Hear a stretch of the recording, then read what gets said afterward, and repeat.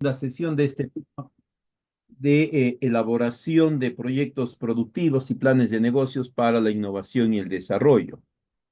En la sesión anterior habíamos hablado sobre las características vinculadas a la innovación, al desarrollo y habíamos comentado también algunos aspectos claves de los proyectos productivos y los planes de negocios, que son los dos esquemas principales a través de los cuales se implementa esta estrategia.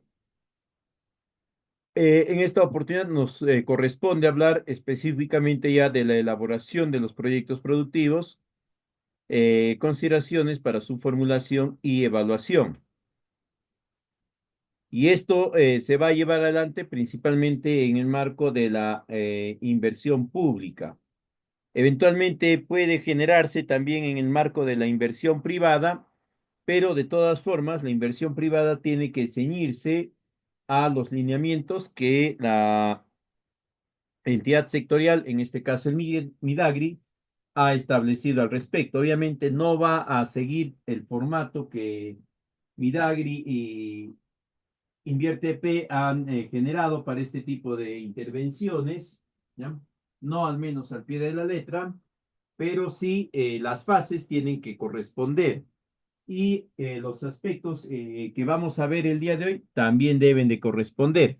Va a existir otro conjunto de ítems, otro conjunto de elementos que dependiendo ya si corresponde a la inversión pública o la inversión privada, se incorporarán o no. Eh, Primero, deben saber que hay un marco normativo vinculante hacia los proyectos productivos. Y este se centra principalmente en lo que es nuestro sistema de inversión pública, ¿no? Que ha sido creado en el año 2016, se ha implementado a partir del 2017 y a la fecha todavía está vigente. En el año 2019, a través de una directiva, la 01, se indica que las entidades sectoriales deberían de agilizar sus procesos de propuesta de sus fichas técnicas estandarizadas, las denominadas FTE, ¿no? Ya las vimos, ya vimos algo de eso en la sesión anterior.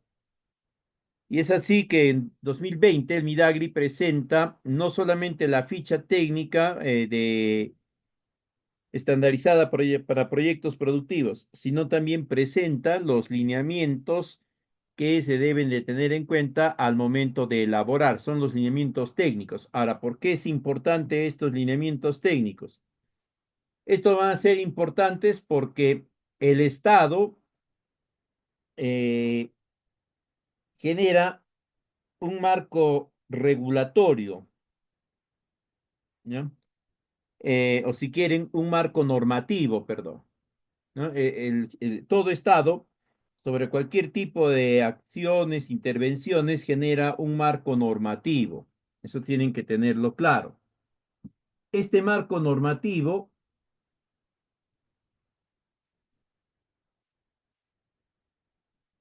va a estar vinculado a dos aspectos: las normas legales, donde vamos a encontrar nosotros todo lo que son las leyes, resoluciones ministeriales, directivas, etcétera, ¿no?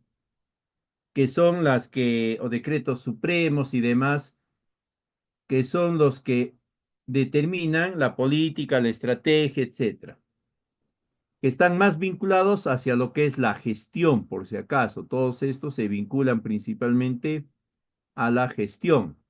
Y de otro lado tenemos las normas técnicas.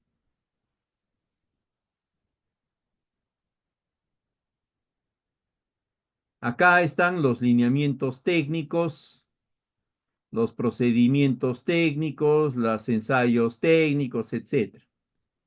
Estas normas técnicas están más orientadas hacia lo que es el manejo. Entonces, cuando va a generarse una intervención, nosotros tenemos que referirnos siempre al marco normativo. Y en el marco normativo, para el caso de proyectos productivos, hay todo un conjunto de normas legales, ¿no?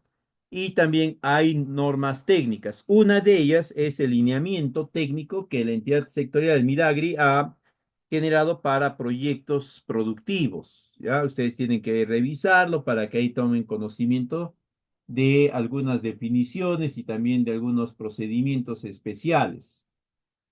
Esta es la ficha técnica, ¿no? Si bien es cierto, cuando elaboramos estos proyectos de inversión pública, vamos a tener que adecuarnos nosotros a los instrumentos de formulación y evaluación que ya están definidos. Es decir, si vamos a utilizar la ficha simplificada, la 6A, la estándar, la 6, o la general, la 6B, o las estandarizadas, que son las FTs, ¿no? Para el caso de proyectos productivos, existe una. O si en su defecto, si el proyecto es de un monto mayor a los 750 UITs y encima es de complejidad media, te requerirá, dependiendo del caso, de una FT o también incluso, ¿no? de un perfil simple. Ya eso lo van a ir determinando al momento del inicio de toda la gestión del proyecto. Los montos topes son los mismos que la entidad rectora Invierte P ha planteado para estas intervenciones. Ahora, lo que sí tenemos que tener claro, como ya habíamos visto la semana pasada, es que hay un conjunto de elementos particulares. Todo proyecto productivo del ámbito público, del ámbito privado, tiene que estar vinculado a un enfoque de cadenas productivas, es decir, el análisis, el diagnóstico tiene que ser enfocándose como parte de una cadena. Incluso la norma técnica indica que estos proyectos productivos se aplican únicamente si los beneficiarios forman parte de una cadena productiva. Si no forman parte de una cadena productiva, no pueden aplicar para este tipo de intervenciones. Ahora, ¿qué quiere decir formar parte de la cadena productiva? Quiere decir que ellos desarrollan o ejecutan uno o varios tipos de actividades en esta cadena y que a raíz de eso generan montos de ingresos. Entonces, esos montos de ingresos tienen que ser de carácter apropiado, de una cantidad apropiada, que le reporten utilidades, ¿no? De otra forma, no tendría sentido. Otro aspecto que deben de tener en cuenta es que en los proyectos productivos, en el enfoque de cadenas productivas, un elemento gravitante va a ser siempre el mercado. Cómo es que se comporta el mercado, cuáles son las características del mercado. Dependiendo de eso, ya se van a ir definiendo ciertos elementos del proyecto. Otro aspecto que deben de considerar son los denominados beneficiarios del proyecto, que para este tipo de intervenciones únicamente pueden ser pequeños y medianos productores. Ahora, el Estado también ya ha definido quiénes son pequeños y medianos productores. No es el que me gusta porque me cae bien, porque lo veo triste toda la vida y pienso que es porque su cultivo no va bien, ¿no? Pequeño y mediano productor vienen a ser productores que tienen en posesión o en gestión un cierto número de hectáreas. Para el caso de Costa, son 20 hectáreas bajo riego, ¿ya? Para el caso de Sierra, son también 20 hectáreas bajo riego, o en su defecto son 60 hectáreas en secano. Para el caso de Selva, son 50 hectáreas en selva baja y 115 hectáreas en selva alta, ¿no?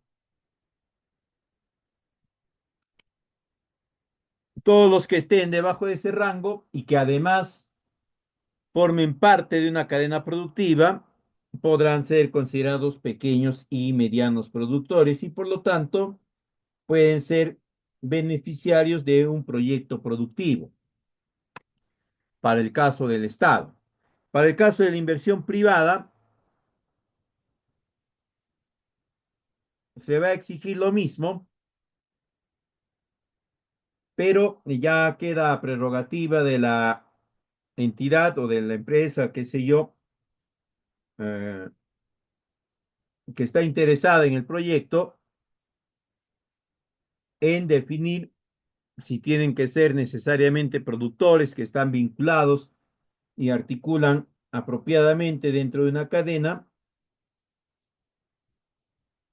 o si pueden ser productores que tienen cultivos de autosubsistencia, ¿no? Ya la entidad particular ahí lo determina. Pero ojo, tiene que mantener el enfoque en cadenas productivas y también tiene que considerar este otro conjunto de aspectos que el Estado ha definido que son importantes a estar presentes para garantizar un proceso de articulación comercial, si no es ventajoso, al menos sí apropiado, que garantice que los productores tengan una mejor participación, ¿no? Y se centra en perdón, en tres componentes: gestión y manejo del proceso productivo, conectividad con mercados y asociatividad con enfoque de desarrollo territorial.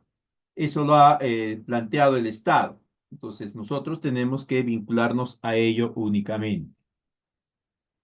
Otro aspecto importante es que el Estado ha definido cuáles son los indicadores de brecha en los cuales va a incidir este tipo de proyectos. Y estos sí tienen que ser tomados en cuenta por cualquier entidad pública o privada. ¿Por qué? Porque el Estado le está permitiendo generar la inversión, ¿no? Sobre bienes que son de su cautela, como es la población, el recurso suelo, el recurso agua. Por lo tanto, todos tienen que ceñirse a lo que el Estado manifiesta, a lo que el Estado indica. Ahora bien, eh, la brecha viene a ser una cantidad de una necesidad expresada en una cantidad o en un porcentaje por acceder a un servicio que el Estado debe de brindar. Y en el caso de proyectos productivos, la brecha viene a ser el porcentaje de productores agropecuarios sin servicio de asistencia técnica. Como la brecha nos indica que tenemos o que el elemento que permite definir el indicador es un productor, ¿no? Por eso dice porcentaje de productores.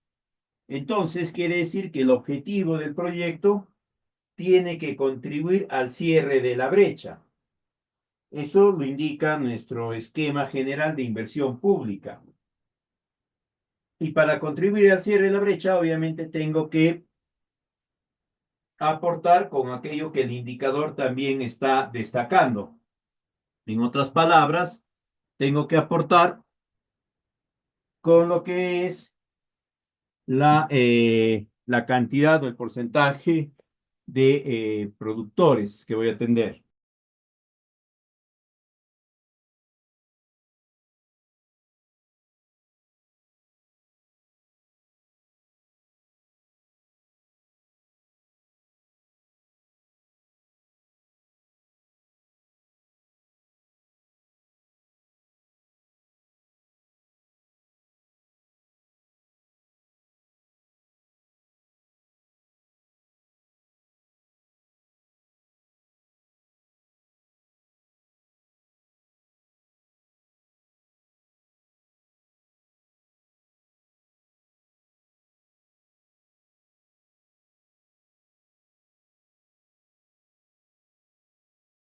Son estos entonces los componentes que debe de tener el proyecto obligatoriamente, ¿no? Como está centrado a lo que es el desarrollo productivo y la brecha, mencionaba que era porcentaje de productores sin acceso a servicios, El servicio va a estar generado principalmente por asistencia técnica, capacitación, articulación a mercados y algo de transformación y comercialización. No se centra en infraestructura, por si acaso, ¿ya? Ahora, ahí la cooperación técnica internacional, inversión privada, puede tomar otro camino, ¿no? Puede considerar que para ellos sí es posible, además como ellos manejan su asignación de recursos bajo otros esquemas, no hay problema, pero sí tendrían que estar estos componentes de forma obligatoria. Sobre esto sí dice que también para nosotros es importante un centro de acopio. Sí dicen que para ellos también es importante su planta de control de calidad, su planta de control de calidad, ¿no? Ya depende ya de ellos, pero estos componentes sí o sí tendrían que estar. Recuerden que si hay una inversión privada, tiene que tener el visto bueno, la opinión favorable, es como se denomina técnicamente, de la entidad sectorial o de la entidad rectora. Y para que tengan esa opinión favorable, tienen que cumplir estos lineamientos generales que estamos viendo el día de hoy. Entonces, este es más o menos el esquema, cómo estos componentes van a permitir que los productores se inserten hacia lo que es la generación de capacidades para tener mejores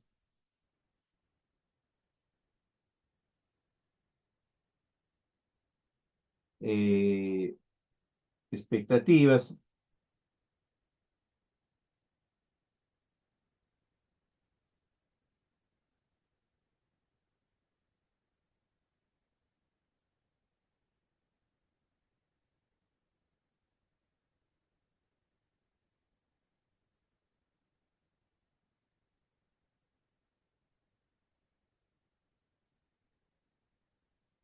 Otro aspecto que deben de considerar es la denominación técnica del órgano que permite brindar el servicio. Se va a denominar en líneas generales unidad productora.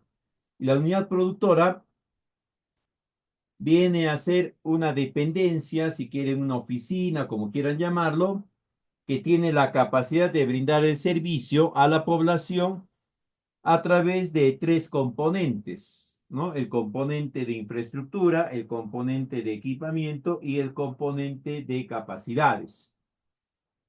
Entonces, a nivel del Estado, la unidad productora en gobiernos nacionales vendrían a ser las unidades ejecutoras de las sedes descentralizadas del MIDAGRI, eh, las entidades como INIA, SENASA, CERFOR. A nivel de gobiernos regionales, la entidad que es la unidad productora vendrían a ser las gerencias o direcciones regionales de agricultura o agrarias y sus respectivas agencias agrarias, las direcciones regionales forestales, entre otros.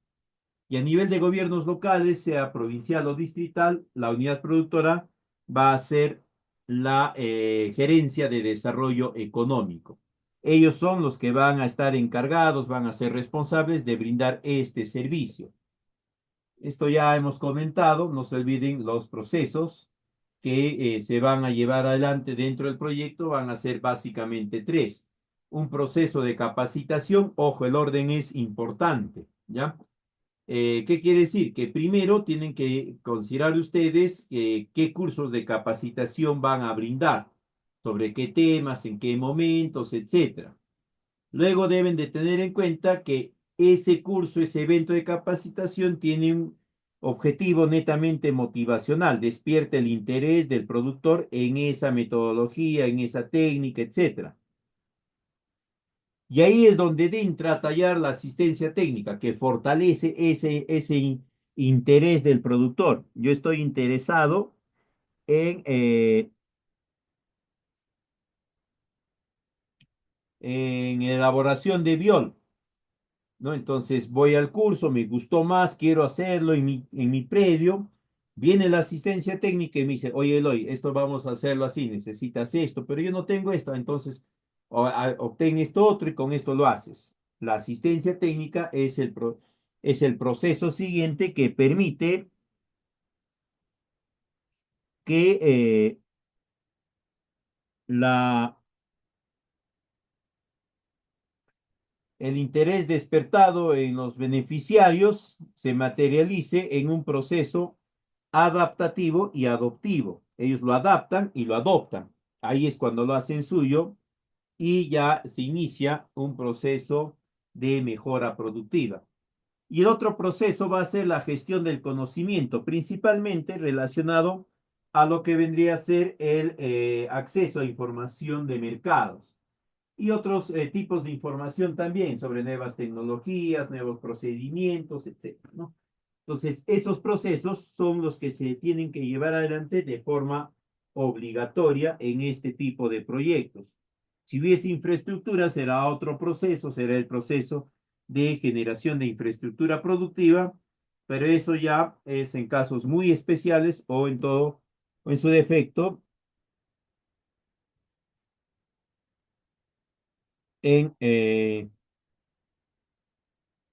en inversión privada o inversión en la cooperación técnica.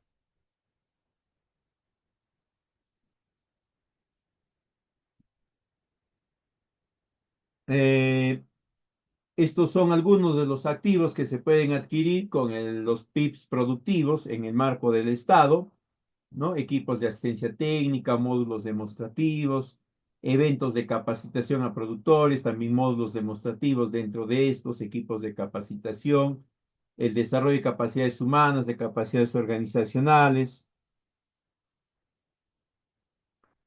Ahora, en el ámbito de la inversión privada, o de la inversión técnica internacional, ¿no? Ahí ya pueden generar otro tipo de activos, pero sí se recomienda siempre que estos activos sean de carácter mínimamente obligatorios.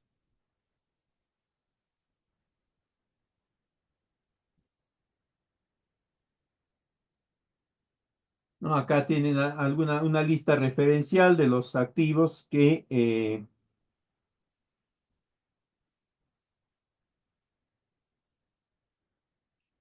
se pueden considerar. En cuanto a los módulos demostrativos, hay el lineamiento técnico también da ciertos alcances y esto sí tienen que tenerlo en cuenta todos los que deseen implementar estas propuestas. Eh, Primero, que son espacios donde se va a demostrar algún tipo de tecnología. Ahora, considerando que nosotros estamos interesados también en lo que son proyectos con innovación y desarrollo. Dentro de estas tecnologías, dentro de estos espacios se pueden implementar técnicas apropiadas para la validación de alguna tecnología o la demostración de una tecnología que ya ha sido validada previamente. ¿Ya? Hay que recordar que como estamos hablando de innovación y desarrollo, ¿no? Estas están bastante vinculadas también a la investigación, sobre todo a la investigación adaptativa, es decir, el último paso de la investigación, donde tú ya la trasladas a unidades de producción de ámbito comercial.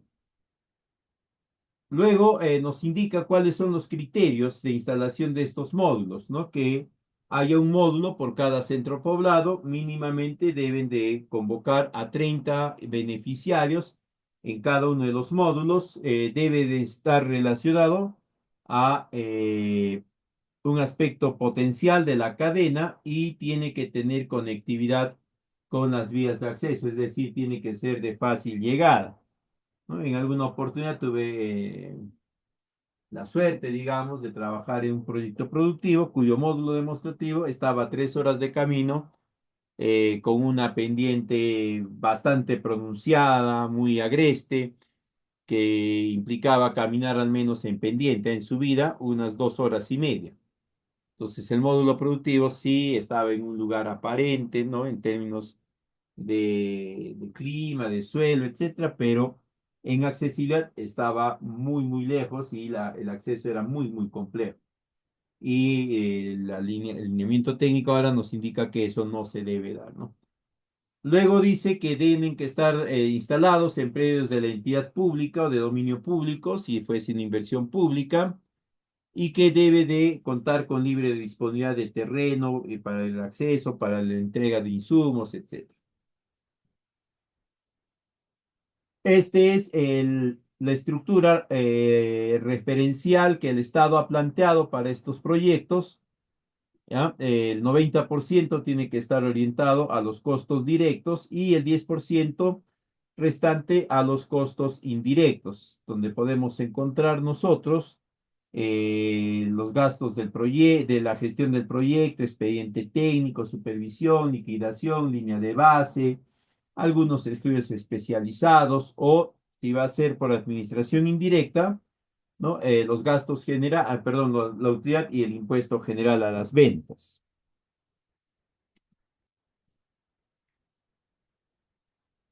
Como habíamos visto, esta es la ficha técnica estándar que la entidad sectorial Midagri ha dispuesto para este tipo de proyectos. Y su característica principal es que está acompañada de los lineamientos técnicos para la elaboración y formulación o la formulación y evaluación de proyectos productivos. La ventaja de que ustedes puedan trabajar con esta ficha es que hay varios ítems donde ya existe información consignada en el formato. Entonces nosotros vamos a escoger nada más de ahí la información que nos corresponda. Esto ya hemos hablado, ya hemos visto también cuál es el proceso de elaboración, los instrumentos de formulación. Esto ya hemos visto también. Ya. Ahora, eventualmente nosotros podríamos vernos en la necesidad de poder conducir el proyecto, no necesariamente a través de un esquema de uso de la ficha,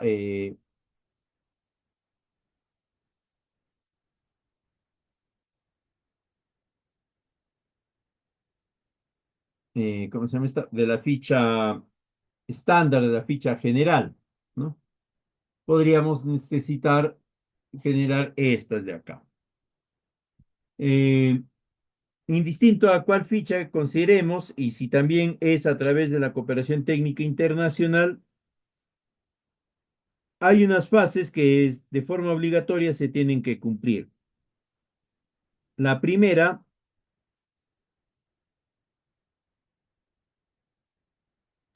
es la de la identificación, dentro de la cual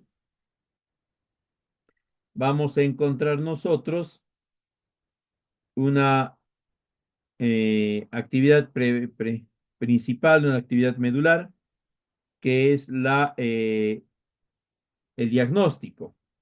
Este diagnóstico tiene que permitirnos rescatar información sobre la situación actual. Un aspecto importante del diagnóstico que siempre debemos de tener en cuenta. El diagnóstico siempre se describe en neutro, ¿ya? Acá no dicen que es insuficiente, que falta, que carece, nada de eso, ¿no? Acá describen lo que corresponde o tal como se presenta, ¿no? Por ejemplo, indican que eh, el nivel de rendimiento, ¿no? Del cultivo de palto, digamos, es de 3 toneladas por hectárea. ¿Ya? Ya los que cultivan palto ya habrán pegado su grito al cielo, ¿no? Indicando que o dando a entender que ese rendimiento es irrisorio, pues. Yo no lo estoy expresando ni en términos negativos ni en positivo, ¿no? No estoy diciendo que el rendimiento es bajo, que llega únicamente a 3 toneladas por hectárea. Digo que el rendimiento llega, ¿no? A 3 toneladas por hectárea en promedio. ¿Por qué? Porque ya en el siguiente paso, que es la elaboración del esquema problemático, ahí es donde lo que estaba en término neutro acá y que en verdad es negativo, lo ponemos en términos negativos. ¿Qué vamos a diagnosticar?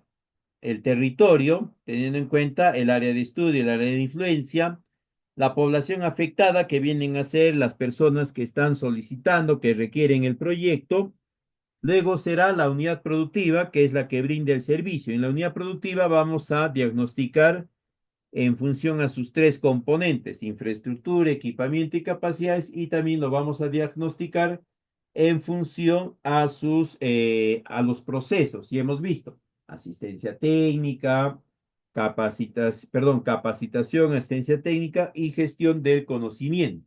Igualito va a ser acá. Lo diagnosticamos en esos tres momentos. Y por último, vamos a generar la diagnosis de los agentes que están involucrados. Pueden ser universidades, institutos, colegios agropecuarios, ONGs, entidades del Estado, llámese un INIA, llámese un, ¿cómo se llama? Una agencia agraria, lo que fuese, ¿no? Y de ellos también vamos a decir qué tipo de actividad realizan en la zona de intervención.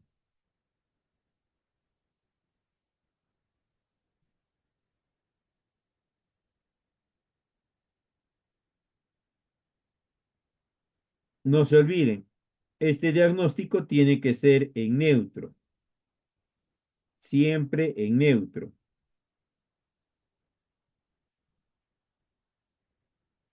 De ese diagnóstico, mientras esté bien hecho, va a derivarse el planteamiento del proyecto, la situación problemática, porque los aspectos negativos que hemos identificado nosotros en el diagnóstico, acá los trasladamos en términos de desventaja, insuficiente, inadecuado, inoportuno, reducido, limitado, inexistente, todo ello. ¿No? Y vamos a generar la gradación de los mismos, es decir, cuál de todos esos aspectos negativos es el componente final, es decir, el problema, y cuáles son los que lo generan directamente, causas directas, y cuáles son las que la generan indirectamente, causas indirectas. Ahora, esto va a ser fundamental. Este es el otro pilar medular de todo proyecto, ¿no? El primero es el diagnóstico. El segundo es el establecimiento de esta situación problemática. ¿Por qué? Porque el problema va a existir, este problema existe, ¿ya? En la medida que existen también las causas directas y las causas indirectas. ¿Por qué? Porque la causa directa le va a dar, por decir de alguna forma, alimento, ¿no? Entonces, como estas están alimentando, el problema sigue feliz. Ahora, a las causas directas la alimentan, la generan las causas indirectas.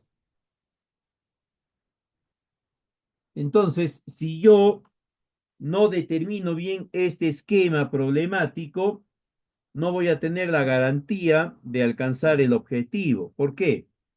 ¿Qué sucede si yo identifico bien todas las causas indirectas y directas?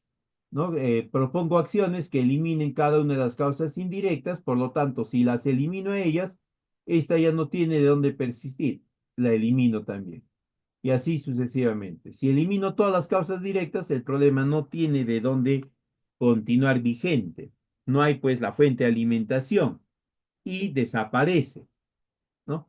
Pero eso va a funcionar en la medida que hagamos un correcto diagnóstico y una correcta elaboración de este plan problemático. Además de eso, recuerden ustedes que siempre la situación problemática es la que genera la situación objetivo o la situación de solución. Ahora,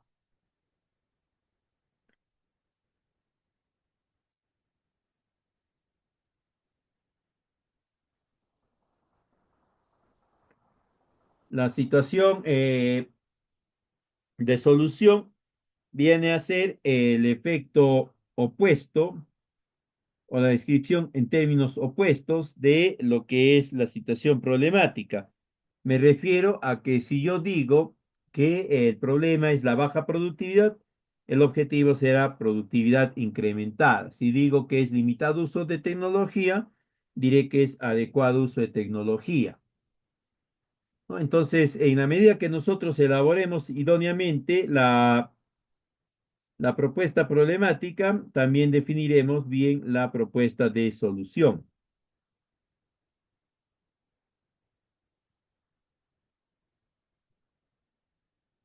Acá está el problema y los objetivos. Fíjense ustedes, acá dice baja productividad y el objetivo es alta productividad. Acá dice limitado uso de tecnologías, adecuado uso de tecnologías. Dice deficiente tratamiento postproducción, eficiente tratamiento de postproducción. Entonces, es importante que se verifique eso, ¿no? Ahora, en lo que es ya la inversión pública o privada, la entidad que va a revisar, y en el caso de la inversión privada, que va a dar la conformidad o el visto bueno, va a ser la entidad sectorial. Y esta va a verificar que este marco problemático esté correctamente determinado.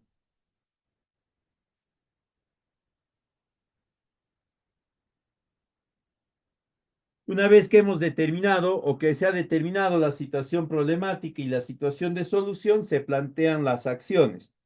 Las acciones son actividades que van a permitir que las, los medios de primer nivel y los medios directos se puedan generar, se puedan materializar, ¿no?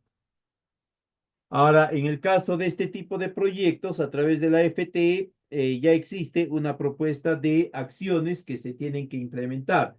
Lo único que ustedes tienen que hacer es elegir cuál de estas va a corresponder al proyecto que están gestionando, ¿no? Todas ellas, algunas de ellas, pocas de ellas, etcétera. Luego de eso viene ya la fase de formulación. En esta fase, nosotros tenemos que definir las características específicas del proyecto. Hasta ahora lo que hemos hecho es determinar la situación actual y generarnos una idea macro de qué es lo que se tiene que hacer. En esta parte, ya esa idea de qué es lo que se tiene que hacer tiene que pasar a algo concreto, ¿no? Es como cuando estamos en plan de enamorados, hoy que es el día de los enamorados, ¿no? A la chica o al chico le decimos, un día nos vamos a casar, algún día, ¿no? No sabemos cuándo, pero es un día. Es distinto cuando ya eres novio y le dices, no, el 29 de febrero nos estamos casándonos. Ya se espera con ansias esa fecha, ¿no? El 29 de febrero estás ahí atento y ya sabes que ese día te vas a casar. Entonces, cuando nosotros generamos la propuesta de solución, la alternativa de solución, es esa promesa, ¿no? De algún día. Son buenas ideas, buenas intenciones. En esta fase de formulación, esa buena intención, esa buena idea pasa a tomar forma, porque acá la vamos a dimensionar.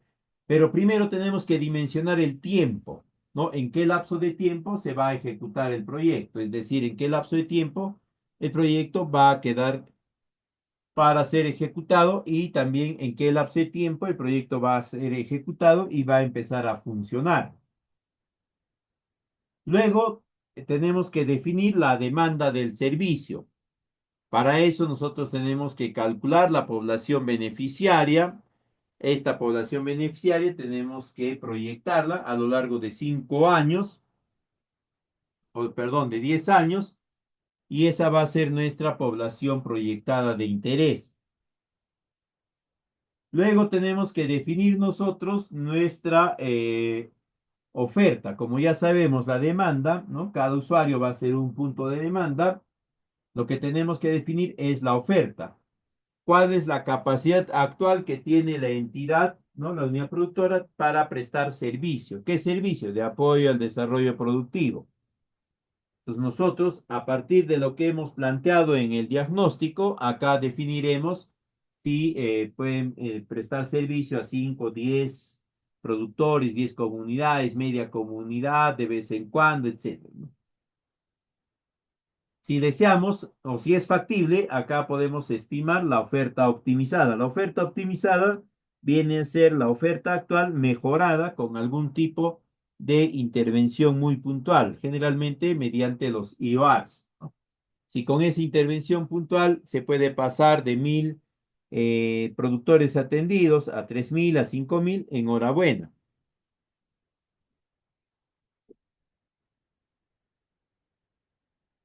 De ahí se pasa al análisis técnico.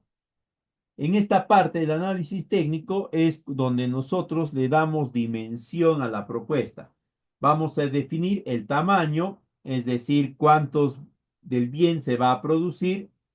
También vamos a definir, en este caso, el tamaño es cuántos servicios vamos a brindar, ¿ya? Luego vamos a definir la localización, es decir, en qué lugares se va a generar el proyecto.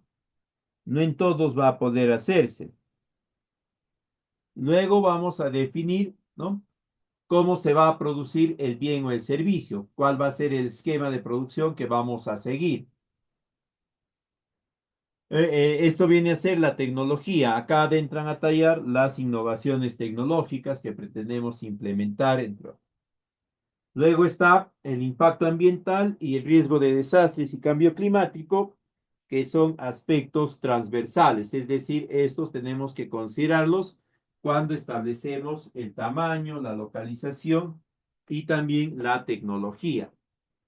Con todo esto vamos a obtener nosotros recién una alternativa técnica. ¿Por qué se va a denominar alternativa técnica? Porque ya no va a ser simplemente capacitación a productores, sino va a ser 20 eventos de capacitación a productores. Ya no va a ser simplemente visita o asistencia técnica en sanidad vegetal. Será, ¿no? Asistencia técnica a 300 productores o 500 productores, qué sé yo, en sanidad vegetal. Es decir, ya tiene cantidades, ya tiene valores numéricos. Esos valores numéricos son los que definen la, el tamaño, perdón, el dimensionamiento de nuestra propuesta.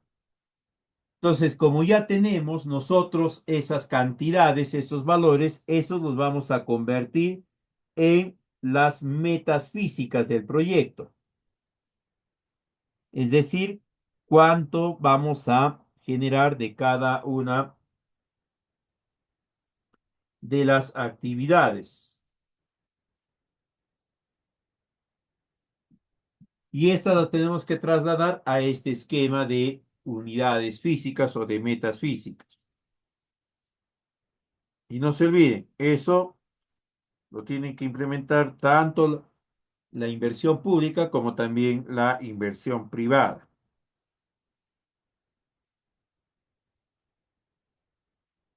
Ahora, eh, hay algunos elementos del proyecto que además de tener unidad física van a tener dimensión física. Estos son los predios, los terrenos y también las construcciones, ¿no? Ellos tienen dimensión física, largo por ancho. En cambio, un vehículo no tiene dimensión física. Una capacidad tampoco tiene dimensión física. Como ya hemos establecido nuestras metas físicas, ¿no? Podemos ya también establecer nuestros costos de inversión, porque ya tenemos la unidad. Lo que nos falta es determinar el precio de cada una de esas unidades.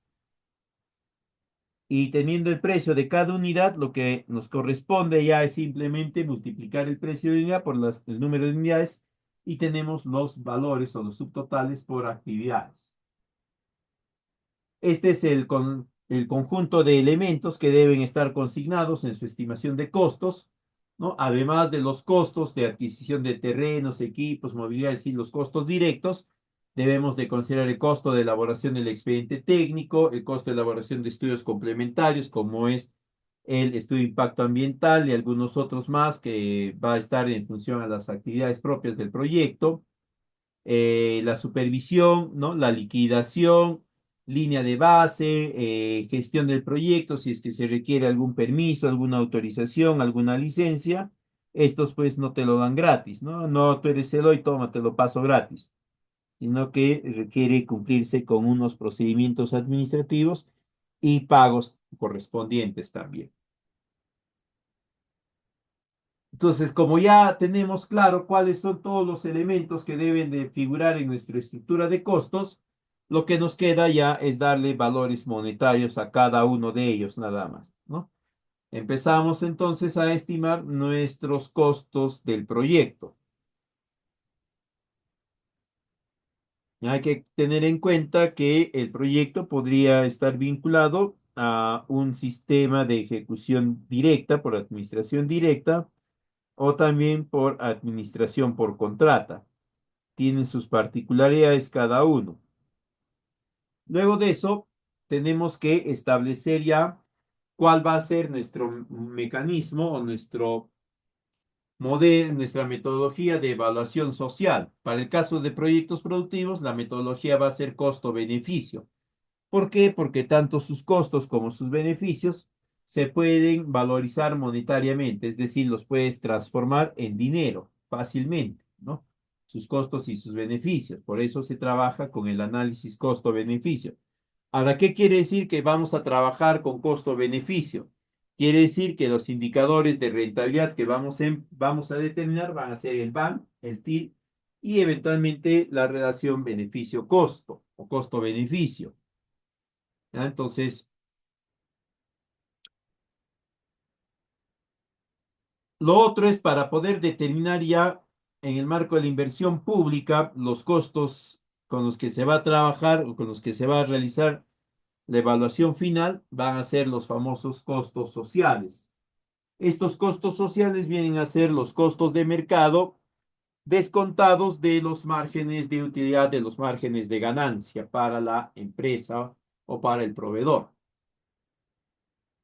Para eso nosotros a los precios de mercado los multiplicamos por estas tasas de descuento social que las encuentran en el anexo 11 de Invierte P y de acuerdo al ítem al que corresponden o al tipo de recurso que corresponde, utilizan el adecuado.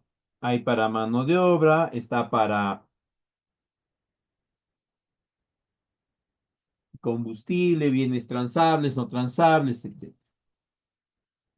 Como ya tenemos nuestros costos a precio de mercado, perdón, a precios sociales, lo que nos queda es calcular nuestros beneficios sociales, ¿no? Estos beneficios se calculan a través de la estimación del valor bruto de la producción y de ahí se van descontando gastos para generar el valor neto de la producción. Podemos considerar entonces nosotros los beneficios directos. En proyectos productivos se consideran principalmente los beneficios directos, ¿no? Podría ser también algún beneficio indirecto, externalidades positivas o intangibles, pero con el beneficio directo es suficiente. Luego te estimamos nosotros todos los costos sociales, ¿no? Tanto los costos de inversión como los costos de operación y mantenimiento, los costos de reinversión en fase de funcionamiento, algunas externalidades indirectas, intangibles, etc. Como ya tenemos nosotros tanto nuestros costos sociales como nuestros costos con proyecto y nuestros costos sin proyecto, beneficios con proyecto, beneficios sin proyecto, podemos nosotros proceder a desarrollar los esquemas de flujo de caja para determinar los indicadores de rentabilidad. Lo vamos a llevar adelante con los valores de precios sociales, no con los precios de mercado. Eso nos va a permitir a nosotros generar una tabla en la cual se pueda visualizar los márgenes de utilidad en la situación con proyecto y en la situación sin proyecto.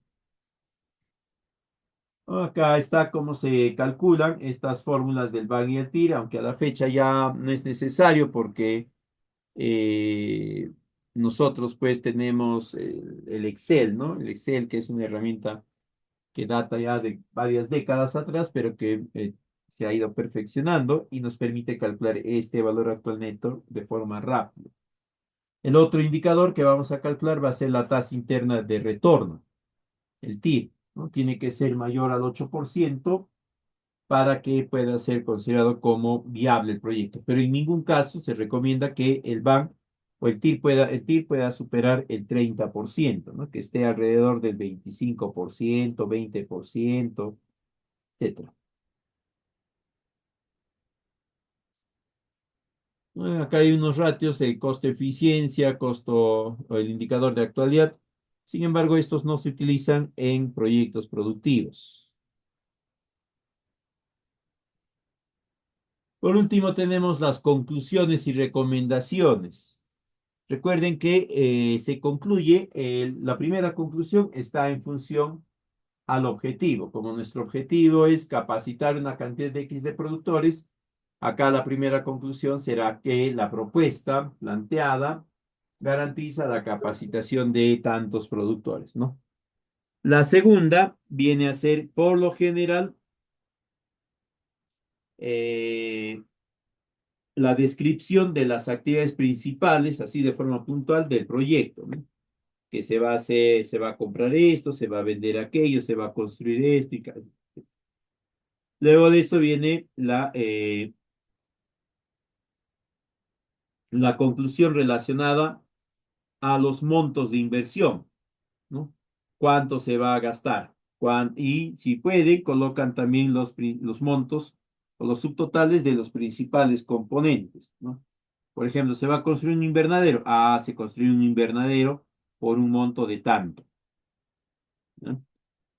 La cuarta recomendación o tercera, si es que fusionan alguna de las otras dos primero, o se desentienden, va a estar relacionado ya a los indicadores económicos, ¿no? Como tú ya has dicho que vas a beneficiar a tanto, has descrito cuánto vas a gastar, lo que te queda ya es simplemente justificar para menguar las sanciones. Entonces, procedemos a dar los indicadores de rentabilidad en la tercera o cuarta conclusión todavía, ¿no? Además de eso, ustedes tienen que tener en cuenta tres aspectos que debe de reunir su proyecto para ser declarado viable. El primero es que permita la prestación del servicio a toda la población, ¿no? Sin distinciones. Es más, hay servicios que desea o que se recomienda que sean considerados para casi toda la población. Luego, ¿no? El otro atributo que deben garantizar es que esté alineado a la brecha. Y tercero, que ustedes describan una estrategia de sostenibilidad apropiada. ¿A qué se refiere la sostenibilidad? Describan qué procedimientos, qué métodos y sobre todo de qué fuente van a obtener los recursos para la operación y mantenimiento de la infraestructura. Entonces, ahí van a tener la garantía de que su proyecto esté mejor alineado para ser declarado viable.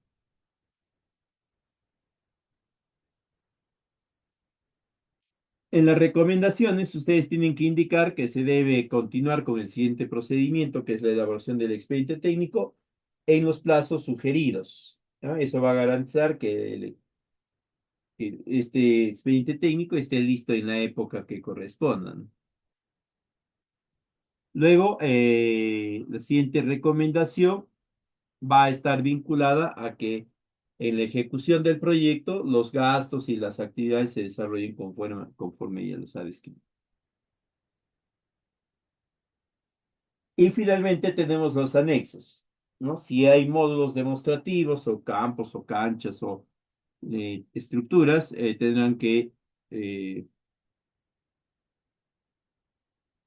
que facilitar o tendrán que incorporar toda esa información, ¿ya?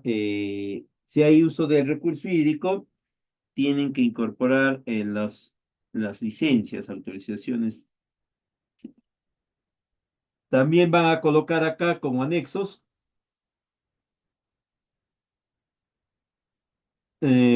todos los documentos que testimonien los valores, los indicadores que estás considerando, ¿no? También vas a tener en cuenta entre los anexos consignar las cotizaciones de los principales productos.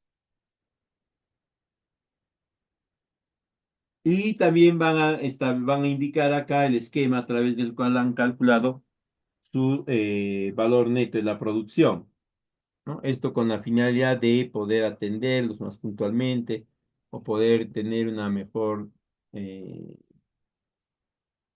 imagen de la problemática real de la zona, el proyecto. Bien, sería todo en esta oportunidad. Si tuviesen alguna consulta, quedo atento para poderla absolver.